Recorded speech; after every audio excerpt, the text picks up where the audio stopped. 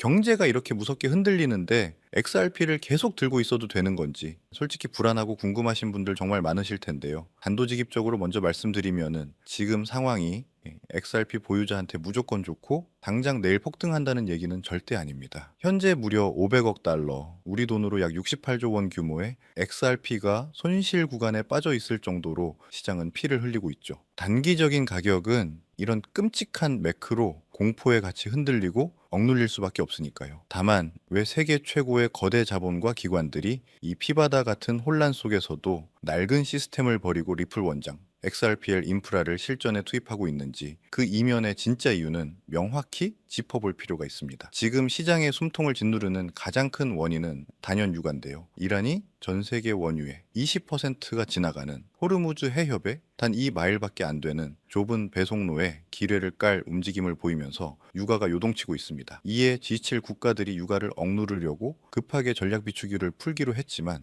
이게 사실상 바닥을 드러냈거든요. 하루 4억 배럴씩 방출한다고 카타르 에너지 장관이 직접 경고했는데 G7의 전체 비축량 12억 배럴을 감안하면은 고작 20일 뒤면 완전히 고갈되는 아슬아슬한 시한폭탄인 겁니다. 완충 장치가 완전히 사라진 시장에서 유가가 배럴당 150달러를 넘어서면 식품, 운송, 제조 원가가 동시에 폭등하게 되거든요. 마트에서 파는 생수 한 병, 택배 한 박스 가격까지 전부 치솟게 되니까요. 1970년대 오일 쇼크 때 미국 물가가 단숨에 2배로 뛰었는데 지금 바로 그 끔찍한 인플레이션 폭발 조건이 다시 갖춰지고 있는 거죠. 그 상황에서 미국 연준이 쓸 수 있는 카드가 완전히 사라졌습니다. 금리를 올리면 이미 4.4%까지 오른 실업률이 경제를 더 압박하며 침체를 부르고 반대로 금리를 내리면 폭발하는 인플레이션을 방치하는 꼴이 되니까요. 실제로 연준의 금리, 인하 확률은 0%로 증발해버렸고 어느 쪽도 선택하기 어려운 최악의 스태그플레이션 구간에 들어섰습니다. 연준이 정책 결정을 미루고 헤매는 동안 전통 금융 시스템 곳곳에서는 이미 구조적 균열이 적나라하게 드러나고 있는데요. 오죽하면 미국 은행연합회 ABA가 최대 6.6조 달러,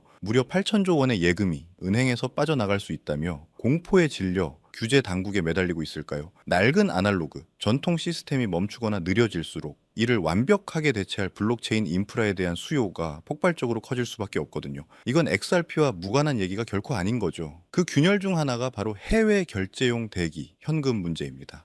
국제 결제를 하려면은 은행들은 상대 국가의 현금을 미리 쌓아둬야만 하니까요. 100억 달러 규모 은행 기준으로 약 10억 달러가 묶이는데 전 세계 합산으로 무려 1조 8천억 달러라는 천문학적인 돈이 창고에서 잠자고 있다는 추산이 있습니다. 인플레이션으로 달러의 가치가 매일 녹아내리는 지금 같은 상황에서 은행들은 이 대기 현금 때문에 연간 5천만 달러의 엄청난 기회비용을 고스란히 허공에 날리고 있거든요. 글로벌 기업의 CFO들이 비용을 절감하기 위해 이 낡은 구조를 계속 유지할 이유가 완전히 없어지고 있는 겁니다. 이 치명적인 문제를 단번에 해결하는 방식으로 현재 일부 거대 기관들이 XRPL 대출 시스템과 달러 연동 스테이블 코인 RLUSD를 실전 투입하기 시작했는데요. 며칠씩 걸리던 국제 결제가 단 3에서 5초 만에 끝나버리니 창고에 묶여 썩어가던 대기 현금이 즉각적인 운용 자금으로 변환되거든요. 이렇게 풀린 막대한 자금을 리플 원장의 대출 시장에 투입하면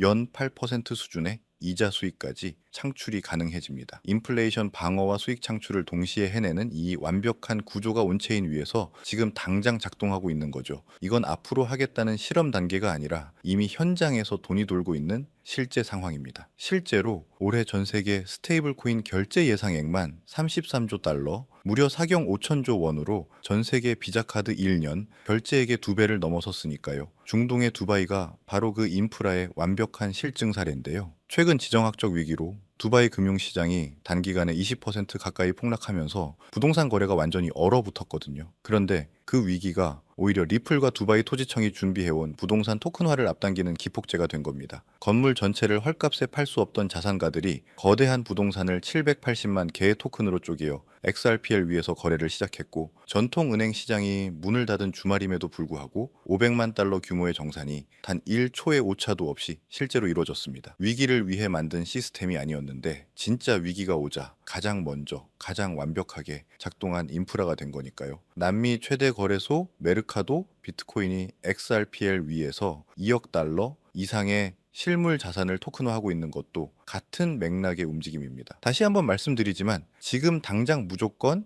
XRP를 사야 한다는 선동이 아닙니다. 다만 이 극도의 공포 속에서 우리가 쥐어야 할 판단 기준은 단 하나입니다. XRPL이 이 실제 경제 위기 속에서 사용되고 있는가? 그리고 그 사용처가 늘어나고 있는가? 두바이 부동산 토큰화 사례, 기관들의 RLUSD 채택, 그리고 33조 달러 규모로 커지는 막대한 대기, 현금의 전환 흐름은 전부 그 방향을 명확히 가리키고 있거든요. 월스트리트의 절대 포식자 골드만삭스가 이 폭락장 속에서도 1억 5,300만 달러어치의 XRP를 조용히 꽉 쥐고 있는 이유가 바로 이것입니다. XRP를 이미 보유하고 계시다면 지금은 뉴스 일면의 가짜 공포에 흔들릴 게 아니라 이 명백한 온체인 데이터와 기관의 채택을 보면서 펀더멘털을 판단하는 게 맞으니까요. 가격이 단기적으로 흔들리는 건 이 1,000조 달러짜리 거대한 국면의 전환 속에서 일어나는 당연한 현상인 거죠. 가장 중요한 건 낡은 아날로그 시스템이 붕괴하는 그 빈자리를 리플의 인프라가 완벽하게 집어삼키며 실제로 사용되고 있다는 명백한 팩트입니다. 오늘 제가 준비한 팩트 체크는 여기까지입니다. 전쟁의 굉음과 인플레이션이라는 거대한 연막탄 속에서도 묵묵히 새로운 금융의 판을 짜고 있는 세력들의 진짜 움직임.